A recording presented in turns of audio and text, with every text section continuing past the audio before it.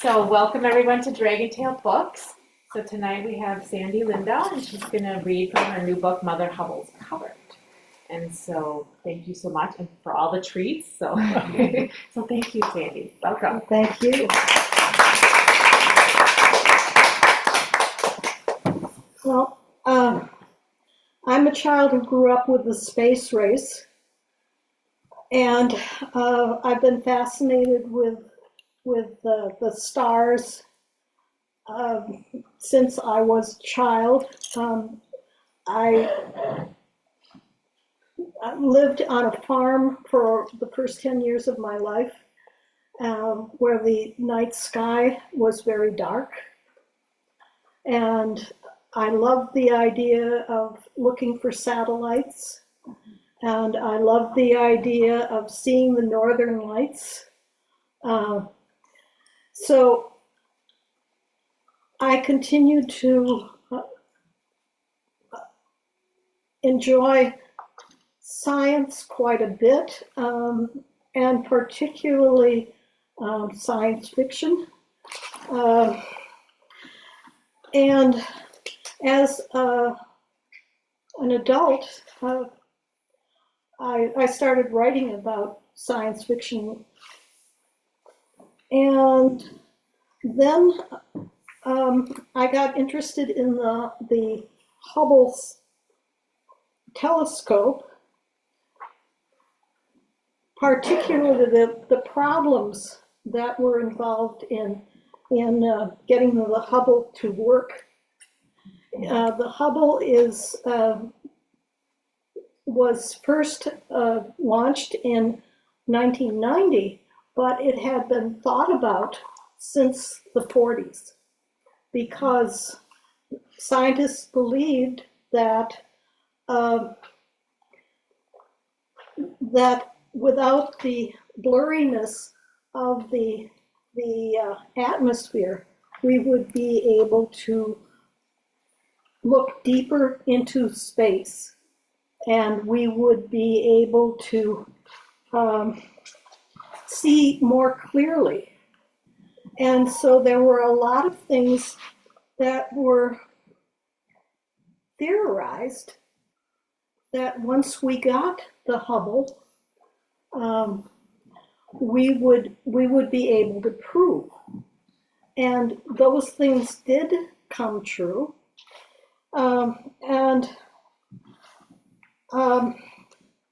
So the Hubble has 5 different cameras, and where they get those pictures, here's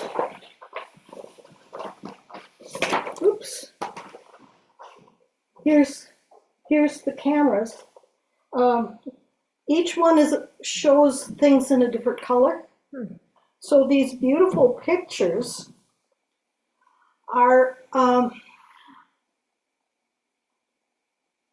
have colors that aren't really the colors, but the colors are enhanced. So the colors are radio waves, infrared, optical, ultraviolet, X-ray, and then they layer those 5 colors to get the pictures that they have. And I can pass this book around for you to look at, but the colors, the pictures are fantastic. So I'll send it around this way that you can look at it. And eventually I started writing about the Hubble because I figured she's a little old lady. You know, she's now 35 years old, and that's old for a telescope. And she needed 5 trips by the shuttle to correct problems beginning in 1993. And And then by 2009, they figured that that it was all fixed. They had enhanced and upgraded, and they said, well, if she dies, she dies. They weren't going to spend any more money on her. And what started these poems was on June 13th, 2021, she stopped working. And they'd said they weren't going to spend any more money on her. But they were able, from NASA, to fix the problems and get her going again, so that people could see the pictures. And I have a friend actually who works in NASA who was involved in that. So anyway, I figured that since she died and came back to life, she needed a last will and testament. So that was the first poem I wrote. Mother Hubble's Last Will and Testament, June 13th, 2021. Mother Hubble's cupboard is filled with stars. She remembers how her eyes mirrored anticipation the first time she looked outward to see the universe, its mysteries of birth and growth, as she captured sustaining sunlight with her golden arms. Planet, galaxy, and star, stored like blushing peaches, canned at the height of their succulence, rainbow revelations so precise that we can almost taste their sweetness. Now, in the event of her demise, she sets heavy glasses aside to bequeath a legacy of surprise and sparkling admonition. Children of the light, you abide from darkness to darkness, your fingers deep in the mane and marrow of your charger. The living, breathing body you ride bounds light year spirals into the future. Know that you cannot control your own lives, your decisions based on incomplete information, the dark matter of what you cannot see, ever working to defeat your most perfect plans. Relax your grip and wonder in the vaulting of the sky how the great blue beast you ride cries under the weight of your self-indulgence. She's all you have. Ride gently.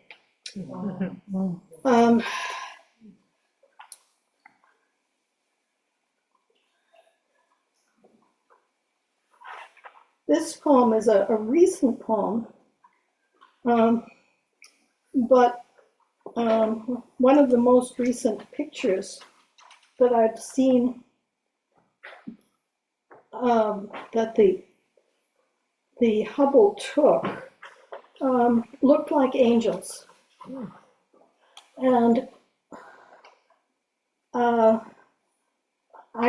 immediately thought of the Paul Simon line, "Angels in the architecture spinning in infinity." And that's from the song "You Can Call Me Al," which I'd never liked that title, but my editors insisted that I use it.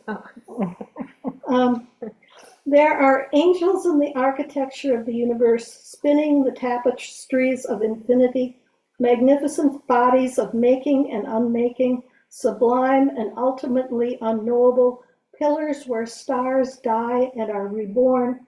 If this is too much to comprehend, take a walk on a 40-degree day in December. See how the white mist rises from the lake, melting the ice below. Know that the ice will come again, but so will the warmth.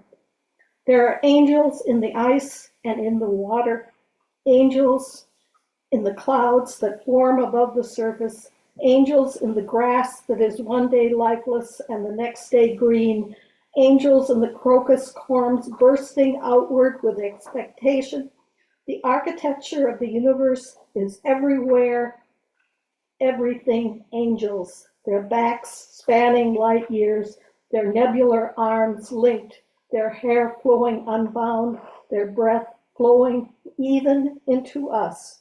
You can feel it, see it. Take a breath, let it out, look around. And this poem is an old poem, but it kind of reflects how I think about poetry. And it's called Defining Fire, the Physics of Poetry and the Poetry of Physics. Burning like a cooling star, it is a controlled reaction set in action, the weight of our dark matter balanced by the energy of our burn. Gravity pulls us inward toward an unspeakable, unknown center, but in falling, we burn brighter with heat and light of words. Back when I was in college, I did well in a physics class, and my teacher said, "Why don't you go into physics?" And I thought, well, I'll just write about it. One of the things that the Hubble proved was the fact that the universe did begin with a Big Bang. When I was in college and in high school, that was just one of the theories, but the Hubble proved that. And the universe is supposedly 13.799 billion years old, plus or minus about 20 million years.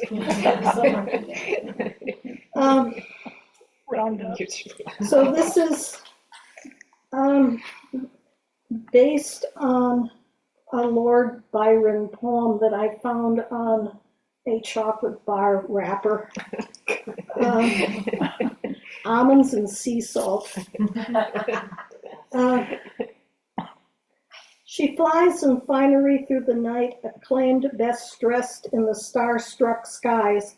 High-heeled photos, the best of dark and bright, are captured through her camera eyes, revealing to all the farthest light that atmosphere to gaudy day denies. Diffraction more and blurring less, an unimpaired view of wondrous grace, the jeweled night sky's raven tresses, echoes of light across infinite space, optical and ultraviolet composites layer radio, X-ray, and infrared energies. Her telescopic heart and mirrored brow capture a history so eloquent, mapping time by Big Bang's enduring glow. Myriad recordings of star lives spent provide perspective for us down below to seek peace and live love that is innocent. So I tend to sermonize in my poems, but this one is based on a couple of things. Alberto Rios' December Morning in the Desert, a line from one of his poems, and a speeding ticket that I got myself driving home to Menominee from Eau Claire, a writing group on an absolutely gorgeously beautiful day. And I was the only one on the highway. I was not driving unsafely, but I was driving too fast. I was singing. Mother Hubble's speeding ticket, May 11th to the 24th, 2009. And this is, that was the time of one of the,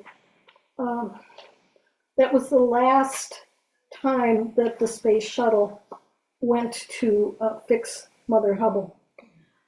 Her eyesight presbyopic, she must be refitted, this grand dame photographer known for her great star-struck photos of faraway places, hot bodies, cold spaces, butterfly wings, but her rod has been speeding 5 miles per second, cosmic skid of rapturous road race glee across the continent of North America, 10 minutes flat out, and the speeding ticket notes that she's been dazzled by milky lights, so lovely that her pedal hit metal all the way. White night body cams record a sunny grin across her solar array and leave her beaming into the asphalt vastness of an infinite star-spangled night. And the line from Rios is, this great hot rod skid of the Milky Way across asphalt night. And I was okay with the ticket.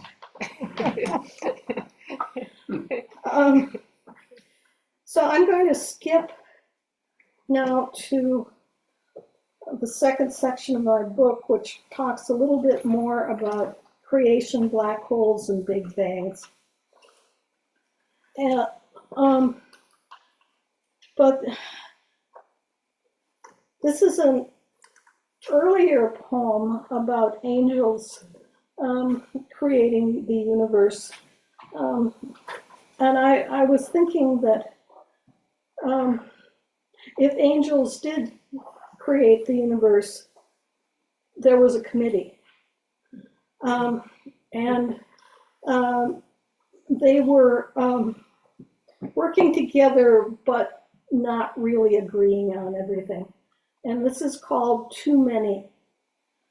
One, thinking windows to wonder, wanted silicon, but she was outvoted. The bubbling pot in the heat of the yellow sun stank of carbon and ozone, thick and hot, but Shalimari kept stirring resolutely while Biblioni and Giordana argued over ring linkages, a heated philosophical discussion that distracted them from their jobs, and Principina lost the recipe when the wind picked up, whisking spirals in the brew, Yeshua and Hulin adding elements willy-nilly when no one was looking. Finally, no one could say how the clarity they'd first envisioned had been lost to this rank, chaotic soup, but some saw a certain poetry in the rough broth, a self-sustaining eat and be eaten ethos that was nevertheless, for celestial table, totally inedible. And this is about biopoiesis. Biopoiesis is a natural process by which life arises from simple organic compounds. And we still don't know how the miracle of us being us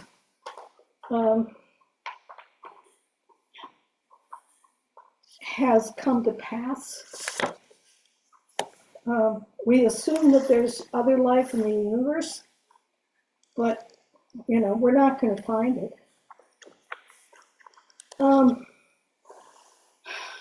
This next one is called Black Hole Haberdashery, and Stephen Hawking, theorized that there were black holes, but he couldn't prove it when he first theorized. The equations of general relativity also suggest that black holes have no hair or distinguishing characteristics aside from mass, electric charge, and angular momentum. Emily Conover, gravitational waves offer new view of dynamic cosmos. And this is also something that the Hubble telescope discovered. Black holes are bald and are uncomfortable about it.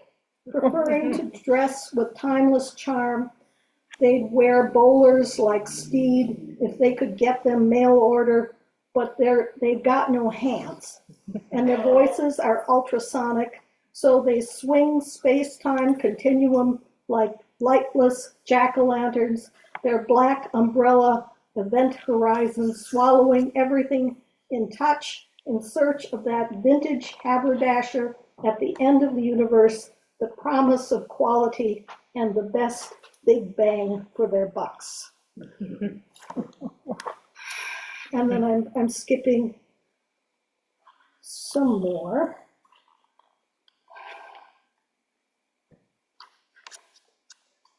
And this next part of the book is on quantum theory. And I'm going to sit down because will you still be able to see me? Mm-hmm. I had knee replacement. Oh, I'm getting tired. Yeah. This poem is called The Goddess Principle. The proof is pi. And I'm meaning pi, P-I-E. I also mean pi, P-I. When I was a child, my Aunt Elvira had this wonderful celery chicken and rice casserole that I loved. And I decided that was, told me something about creation. The named is the mother of creation, Lao Tzu, Tao Te Ching, John MacDonald translated. The observable universe can be thought of as a sphere that extends outwards from any observational point for 46.5 billion light years. So, like that. If the universe is round, it is more goddess than God. A triumph of feminist principles repeated in quantum composition, like a curving casserole of comfort food, carefully constructed and considering the uncertainty principle, never measured exactly, acting on intuition as good cooks do. Lasagna layers of subatomic particles, lovingly laid, bosons, muons, leptons, gluons, all snug together like Aunt Elvira's celery, chicken, and rice corn Chex delight. A quirky combination of flavors, up, down, bottom, top, charm, and strange, each scoop containing all, but not in any particular order, pions, the lightest mesons and hadrons, supporting nuclear recipes since the ultimate oven beginning of time, reflective of Bisquick quiche pies, the transformative nature of matter and energy as that sticky, unpalatable slop of egg and cheese combines, expands, busy quickness of particles in motion, rising hot at 400 degrees or 15 million degrees, the golden pies resulting fluffy, transcendent, luminous, absolute proof of a balanced and eminently sensible goddess. So this was another version of creation that is the obverse of the angels making a mess of everything. So this one is called Coming Out of the Dark, and it's about quantum theory, and it's also about poetry. Darkness, born from darkness, the beginning of all understanding, being and non-being produce each other. Lao Tzu, Tao Te Ching, John MacDonald translator. Come on, do the local motion with me. Carol King, Jerry Goffin, local motion. Forest and farmland slipping into darkness, 10 miles west of the poetry workshop, 3 deer suddenly dance before me. Come on, do the local motion with me. A rainy, mist-swept 2-lane, fortunately I'm alert, can stop short of their heedless, winter-worn bodies. Thanks be, no one tailgating behind me, but my case on the rear seat is tossed, spilling poetry, that quirky, quantum matter of bright and dark, spirit, and memory, and I think how dark matter dances unseen across apparent emptiness, telescopes like headlights sweeping parsecs, only unexpected movement in the eyes of the galaxies reflecting an undetected otherness. Higgs bosons and dark matter interchanging, creation dependent on decay, expansive starlings fading to doves, the constant reformation of matter discovered in the night sky, deer dancing on a dark matter highway, tessellations of Escher Arc. And I got a t-shirt. It doesn't go from starlings to doves, but it goes from frogs to something else. But I have seen the t-shirt that has starlings and doves. Maybe I'll get that one next. I've got two more poems, and then I'm open to questions. Sex and the Theory of Everything. Why does the universe go to the bother of existing? Stephen W. Hawking, A Brief History of Time. And here's an answer. After 300 years sex, anybody can fly. Ursula K. Le Guin, The Telling.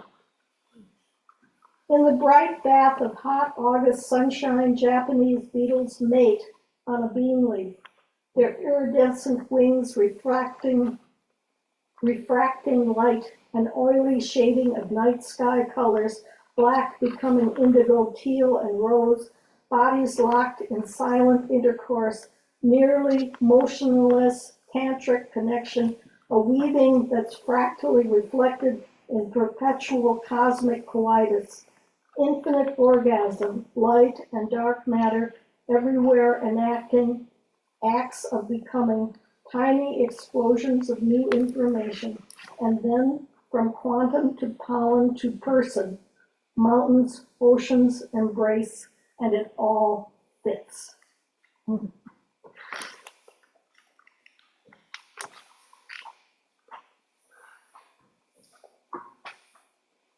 And this is the last poem that I'm going to read. And it's called The Venus of Letting Go. And I think it's about loss, the things that we lose, but the things that we keep. Aphrodite, Inanna, Ishtar, sister planet, morning and evening star, who proves tawny template for letting go. Oceans vaporized, oxygen, hydrogen, photo-dissociated, and swept outward by solar winds. A wedding with the night, like the walk to the woods on the family farm, the last green contenders grown in the yard, the jingling keys to the little blue car, so much to lose and still keep shining bright amidst the volcanic rubble left of life. She descends to dark and returns as light. She glows, an ode to nothing left but love throughout the long, dark, star-struck night. Thank you. Thank you. I'm open to questions. Inquiring minds want to know how many miles above the speed limit you were traveling that day. 8. Oh, gee. Where was the squad car? Hiding. It was Is this on 494 or on 12? on 12. Mm-hmm. Well, you should have been stopped on 12. I should, That's too fast on 12. that's too fast on 12. But you were having a marvelous time just cruising down the road singing. Did you tell the officer that what you were doing? That you were just like enjoying your day, enjoying your I time? said, I'm lost. okay, so there were two of them. And they looked to be in their early 20s. Okay. And they were all dressed up in their outfits. Oh, yeah. Their outfits, that helps right there. I said, you two are adorable. Does your mother know you have a gun? It went well, I And suppose. I said, I usually drive too slow rather than too fast. I'm a little old lady. And they said, well, did you know how fast you were going? If it was like 68 or 69, and it's 55 there. That's 13 over, babe. Who's counting? So anyway, I mean, now I set my my cruise control when I'm singing. So they couldn't give you a warning for that many What? over. They couldn't just give you a warning, huh, for that many over. No, Okay. yeah, I think there's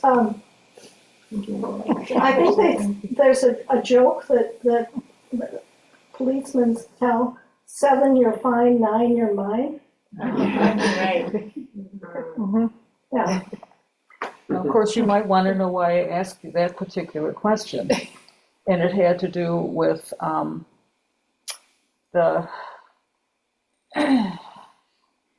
it had to do with an important theory of quantum physics, whereby you cannot measure speed and exact speed and exact location at the same time. And since you brought the uncertainty principle into the rest of your poems, I should point out how you should have argued with those gentlemen. You should have asked, when was the last time their radar was checked? for accuracy? Calibrated, yeah. What was its range of error? Okay. Next time. Well, I always, Now you tell her. yeah. I'm happy to, support it. I think calling them adorable might have just done it right there. Right. She was a That'll be $30 mindful bride. extra, lady. Probably. But they were just so sweet. Okay, any other reasonable questions? How long did it take you to write the book, or are these poems that you had written along the way and decided it was time to compile them and put it together?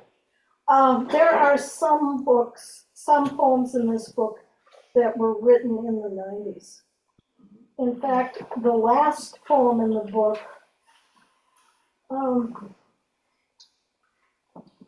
is Matryoshka Cracking Universal Mystery. And that one was one of the first long poems that I'd ever written, and I struggled with it. I worked on it, and I worked on it, and I worked on it, rewriting it and rewriting it and rewriting it, until I got it to where I liked it. And I was pleased to have it nominated for the Riesling, which it was is the prize for the best science fiction poem, written in a year. And I was shocked, but I spent a lot of time on it. I think I spent 6 months coming back and forth to that. It got easier after that to write about physics, but that one was written in the 90s, and there are some others that were written in the 90s too. And I had always planned to do a book based on physics, but I didn't have enough poems. And then beginning with the Mother Hubble poem in whatever it was, 2021, I started writing a lot of them, and I started writing a whole bunch of based on the Higgs boson, because the Higgs boson is that tiny particle that they finally proved existed. And like I have a haiku on the Higgs boson: quantum newsflash, Higgs boson at last nabbed at its as it passed Schrodinger's cat. So there, I have half a dozen on the Higgs boson because it was discovered that it was real, not just a Should theory. have gotten a ticket. I'm going too fast. Going too Going fast. too Yeah. fast. So when did you decide that it was going to be Mother Hubble's cupboard? Mother Hubble's cupboard. Just at the end when you began to collect the poems? Yeah. So I had been struggling over the title, and Titles are hard. titles are hard, and I wondered what would attract people, what would indicate that these are old lady poems, that they aren't.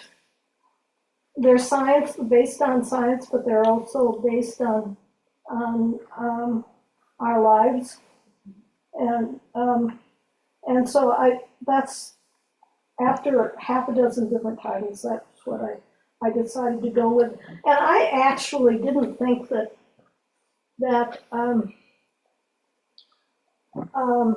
somebody would want to publish them. I had been sending it out in various combinations, and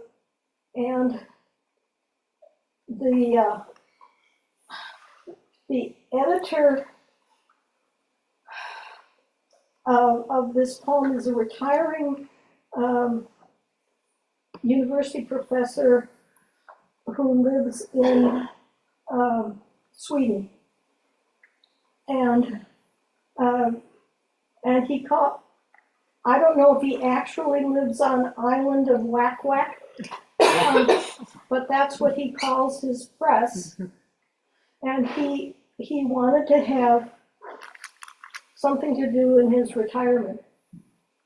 So when he advertised on the science fiction and fantasy list that he was looking for chapbooks, I said, oh, what the hell, I'll send this out. And I immediately got back, a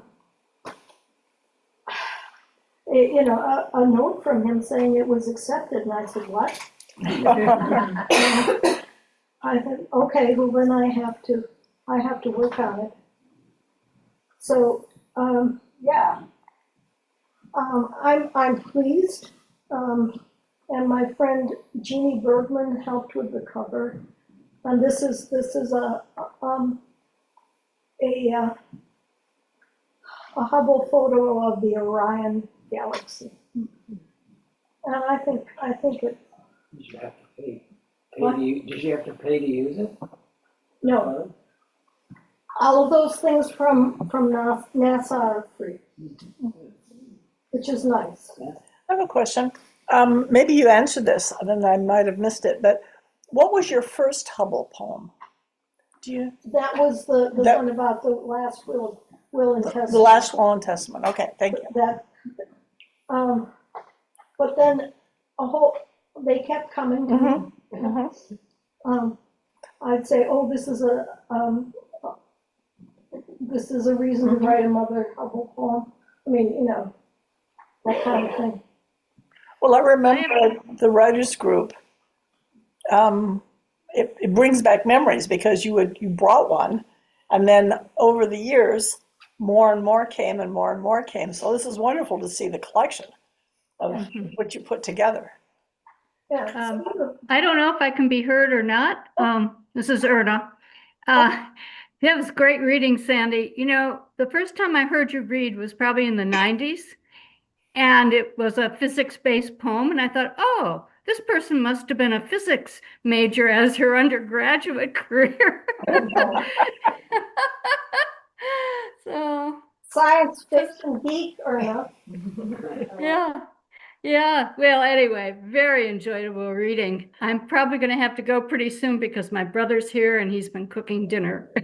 But this was great. Right over. Thank you, Erna. There's another question in the chat from Linda.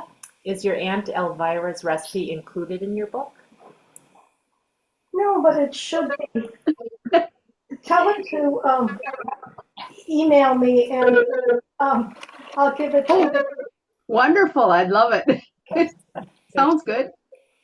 And if you bring copies of the book to the White Pine or the writers group, I'd like to buy one. Okay. Enjoyed the reading a lot. Actually, you know, go on. Nope, I think it's just an echo. Oh yeah, that's all I had. The rice checks or corn checks and chicken soup and, you know, is one of those busy woman recipes. But this was probably in the 60s when she first brought this to a family get-together, and I thought it was absolutely wonderful. You know, you can all do it now, chicken rice soup and, you know. Shall You know, but first time you have something that's a novel experience, and sometimes things are never better than the first time that you had it. I was a little concerned that it might be a secret family recipe. No, Good. yes, Sandy, are you going to go on the road?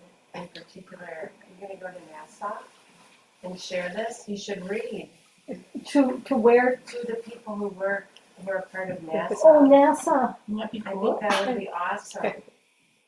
I mean, think of it. They've spent their lives. Yeah. Well, You should send him a copy at You least. said you have a friend at NASA. yes, I do. Yeah. His name is Jeffrey Landis, and I think he's semi-retired now. He's about my age, but he's still doing scientific work. He's a poet himself. But I could send him a book and I hope you do. tell him to pass it around to his friends at NASA. So once you were accepted, then how does the process work? So then you work on the book and you work with the editor and you get it all ready for publishing. Yes. And then how do you just Okay. So. publisher and all that stuff?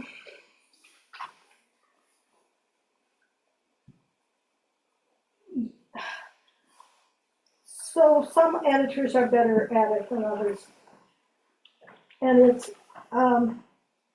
and I have experienced a situation where I actually pulled a chapbook because the editor was doing such a bad job.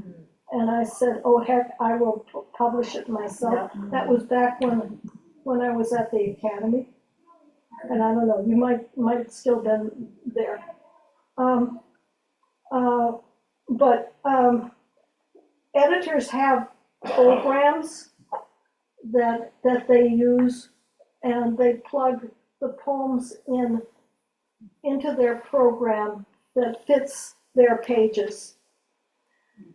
But it doesn't always come out the way you want it to look. So you have to work with the editor to make sure that it looks good on the page.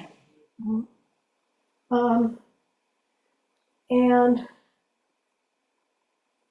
editors need to have an eye for that sort of thing. I was gonna ask you, do they care? What? Do they care, or do they just wanna get it out? Because it sounded like you have to work with them and watch. Some do, some don't. Okay, This guy does. And we went through several different versions to make sure that it looked good on the page. The most difficult time recently that I had was with, I think the publisher was in China, and I don't think the person doing the layout understood English very well. So I had to work with them to make sure that they didn't make a mistake based on not knowing English. And eventually we came out with a pretty good looking book, and that was my breast cancer poems. But it took a while because they would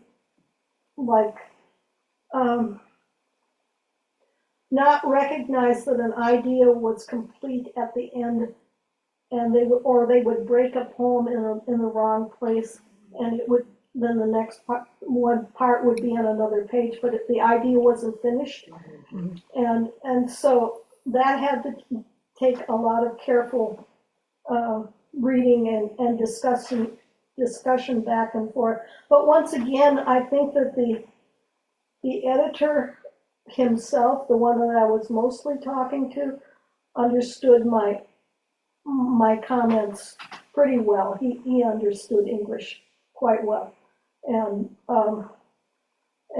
so we were able to get the book. And in actuality, if you get your book published by a foreign press, it can be cheaper than doing it here. Where was it printed? What? Where was it printed? Okay, this one, the breast cancer books came from China in a box. But this one was published by Amazon. And Amazon has very good prices for chapbooks and that kind of thing, and they get published in the United States and mailed from here. There are problems now because of the tariffs, and my son, who has a role-playing game, is having problems now because the cheapest place to get his game printed and the best place is in Finland. But he works for the government, and he's been told that he can't be involved in mailing overseas because of the Trump things. And so he's actually thinking about quitting his job in supervising Border Patrol so that he can publish his book. He said that he was willing to take the buyout, which they offered everybody, and then his boss told him he couldn't quit because his job was necessary. Supervising Border Patrol, that's important, and Trump wants to hire 10,000 more people, and except that 70% of the people who apply for Border Patrol jobs fail the lie detector test. So they're not likely to be able to hire 9,000 more Border Patrol people. They'll go to ICE So instead. anyway, it's publishing is getting more complicated because of Republicans. But that's another problem. But Amazon does a good job. I wanted to say that the poem that just about threw me out of the chair was The Dreaming Black Holes. You play around with a lot of the theories that Bohr's students and Einstein created. They would use these challenging ideas, kind of like koans. And in this one, you poke at Schrödinger's cat. And that it almost threw me out of the chair, not only because it goes to it seemed to me to go to a much deeper level than the others that do intellectually playful things. Yeah. But this one, it's deeper. But it's the lives that you lived. It is your interest in things, science fiction, but also your experience at the Academy. Yes, and it was written when I was at the Academy. So that's a scary poem, and I don't read it very much anymore. But it was published in Strange Horizons, which is a very academic poetry publisher, online publisher, very highly regarded, and they tend toward the scary things. And when I wrote about it, I wasn't even sure. It was based on a real dream of the cat. The cat, Schrodinger's cat, dying. And of course, the paradigm is the cat is both alive and And dead, but so are those victims. So are those victims, yes. Yeah. So and some people have suggested that it's about an abortion too. I don't know what it's about, but it's certainly about abuse. And I always, the first time I heard about Schrodinger's cat, I thought it was abusive to even think about doing that, putting a kitty in a box and poisoning it. What kind of person are you that would do a scientific study of where a cat could die? And that was the way science was, though, in the 50s. Well, also Schrödinger was not a very nice man. No, I don't think he was a nice man. He was a womanizer, he was a stalker. I didn't know whether you knew his backstory, but... A little, but yes, I don't think he was a nice man. And a lot of the scientists weren't nice men. Certainly I read about in high school testing cosmetics on animals, putting face powder on cats' eyes until the cats went blind. Really? Really? How could you? So definitely, this is a very dark thing that I used to think a fair amount about. I used to get very irate about those kinds of things. And the one thing about AI and computer stuff is that they have been able to move away from animal testing a fair amount because they can use computer situations to figure out what's a toxic level of something or another. But I've never been a PETA person wanting to run to the scientists' labs and let all the animals go, but I've certainly been concerned about that from the beginning. And I think we're out of time. So I just wanted to let you know Candace, who's online, said she enjoyed this immensely. Okay. And thank you for offering this option to poetry lovers and great reading, Sandy. So, yeah.